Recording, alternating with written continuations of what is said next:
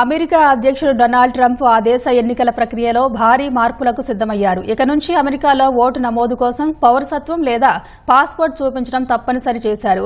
ఈ మేరకు కార్యనిర్వాహక ఉత్తర్వులపై ట్రంప్ సంతకం చేశారు. కొత్త నియమాలకు సంబంధించి భారత్, బ్రెజిల్ వంటి దేశాలను ఆయన ఉదాహరణగా చూపించారు.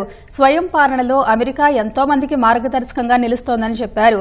అయినప్పటికీ ఆధునిక, అభివృద్ది చెందుతున్న దేశాల ఎన్నికల ప్రక్రియలో ఉన్న ప్రాథమిక, అవసరమైన నిబంధనలను అమలు చేయడంలో యుఎస్ విఫలమైందని పేర్కొన్నారు.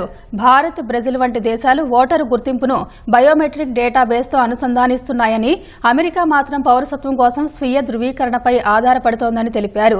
జర్మనీ, కెనడా వంటి దేశాలు ఓట్లను లెక్కించేటప్పుడు పేపర్ బ్యాలెట్ల పద్దతిని పాటిస్తున్నాయని, అమెరికా ఎన్నికల ప్రక్రియలో మాత్రం చాలా లోపాలున్నాయని ట్రంప్ ఆ ఉత్తర్వుల్లో పేర్కొన్నారు. ఎన్నికల సమయంలో అమెరికా పౌరులు కాని వ్యక్తులు విరాళాలు ఇవ్వకుండా నిషేధం విధిస్తున్నట్టు ఎగ్జిక్యూటివ్ ఆర్డర్లో పేర్కొన్నారు.